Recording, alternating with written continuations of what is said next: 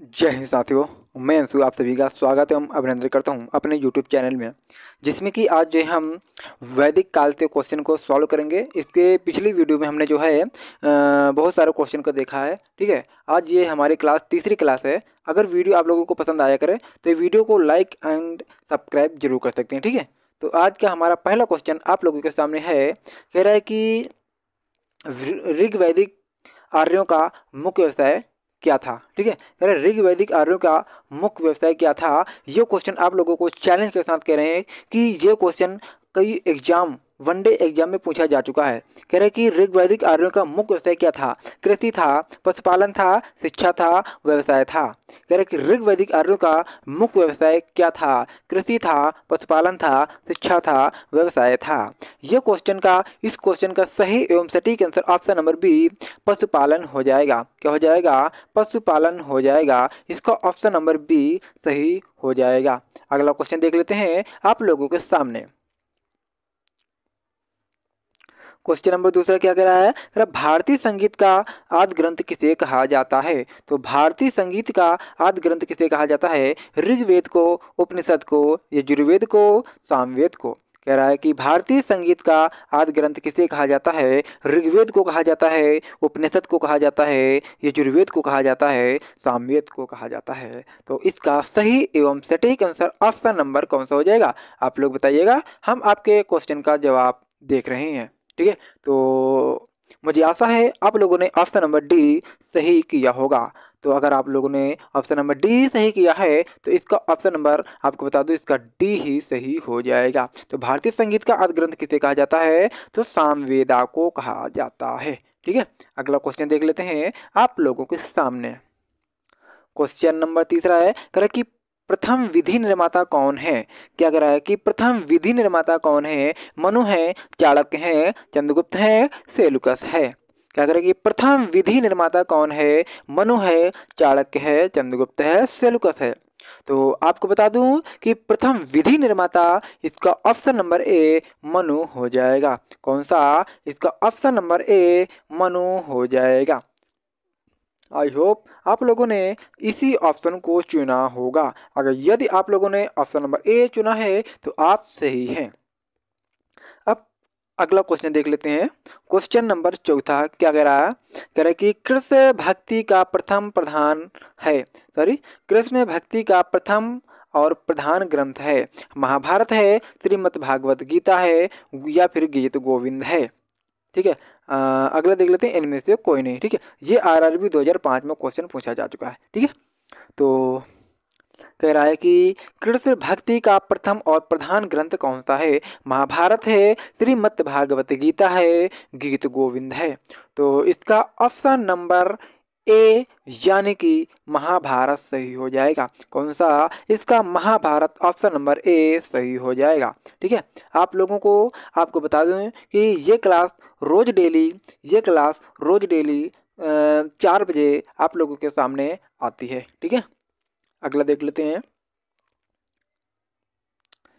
कह रहा है कि ऋग्वेद में संपत्ति का प्रमुख रूप क्या है? गोधन है, भूमि है, दोनों है, इनमें से कोई नहीं। क्या कह रहा है? कह रहा है कि ऋग्वेद में संपत्ति का प्रमुख रूप क्या है? क्या कह रहा है? कह रहा है कि ऋग्वेद में संपत्ति का प्रमुख रूप क्या है? गोधन है, भूमि है, सी नंबर दोनों दे रखा है, या और डी नंबर में दे रखा है, इनमें से कोई नहीं। तो आप लोग बताएंगे इसमें कौन सा ऑप्शन सही हो जाएगा? तो इसका बताइए इसमें कौन सा ऑप्शन सही हो जाएगा। ठीक है,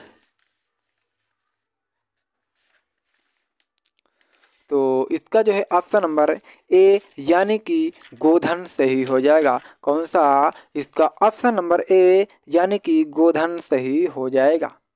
ठीक है, अगला क्वेश्चन देख लेते हैं। कह रहा है कि ऋग्वेद के किस मंडल में शूद्र का उल्लेख पहली बार मिलता है?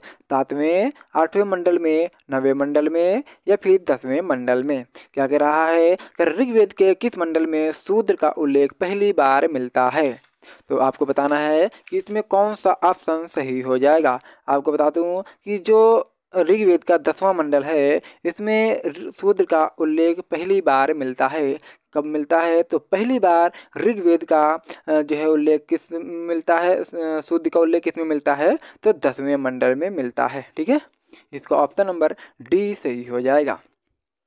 अगला देख लेते हैं। कह रहा है कि पुराणों की संख्या कितनी है? तो पुराणों की संख्या आपको बताना है कि इसमें कितनी है। 18 है, 19 है, 20 है, 21 है। ठीक है, कह रहा है पुराणों की संख्या कितनी है? 18 है, 19 है, 20 है, 21 है। तो आपको बता दूं, इसका सही एवं सटीक ऑप्शन नंबर ए, यानी कि टोटल कितने पुराण हैं? 18 हैं, और इसमें सबसे पुराना पुराण कौन सा हो जाएगा? तो मत्स्य पुराण सबसे पुराना जो है पुराण माना जाता है। ठीक है, इसका ऑप्शन नंबर ए सही हो जाएगा। अगला देख लेते हैं।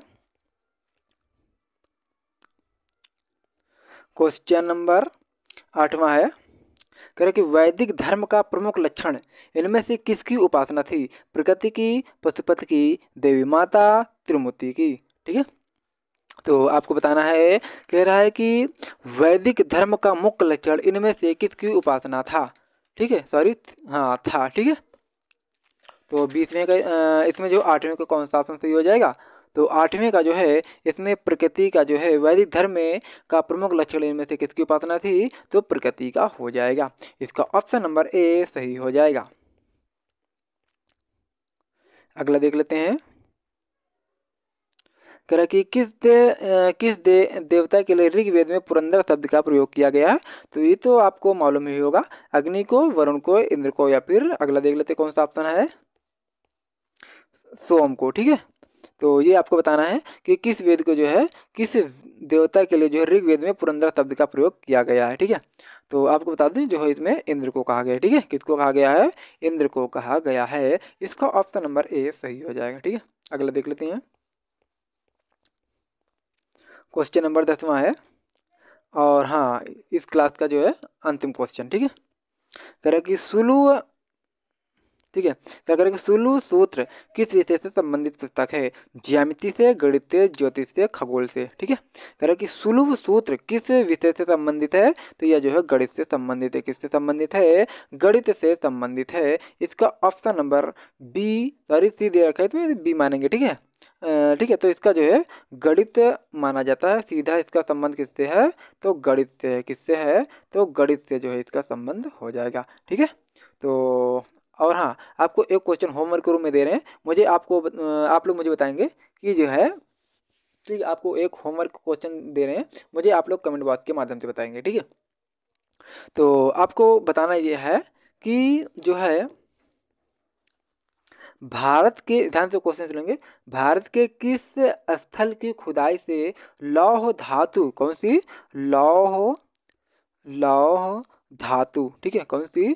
लौह धातु के प्रचलन के प्राचीनतम प्रमाण मिले। ठीक है, तो आपको बताना है कि भारत के किस स्थल की खुदाई से लौह धातु के प्रचलन के प्राचीनतम प्रमाण मिले हैं।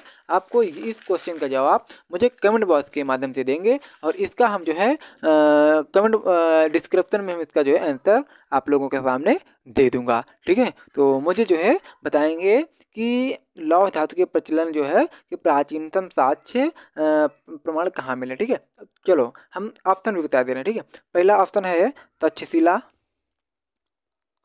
और दूसरा है अंतरंजी खेड़ा। ठीक है, अतरंजी खेड़ा। ठीक है, अतरंजी खेड़ा। ठीक है, और तीसरा है कौशाम्बी। ठीक है, ठीक है, तीसरा कौन सा हो जाएगा?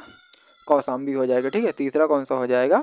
कौशाम्बी हो जाएगा। ठीक है, और चौथा इनमें से कोई नहीं। आपको बताना है इसमें कौन सा ऑप्शन सही हो जाएगा। ठीक है, आप मिलते हैं नेक्स्ट वीडियो में, और हाँ वीडियो पसंद आया तो वीडियो को लाइक एंड सब्सक्राइब कर सकते हैं। जय हिंद, जय भारत, वंदे मातरम।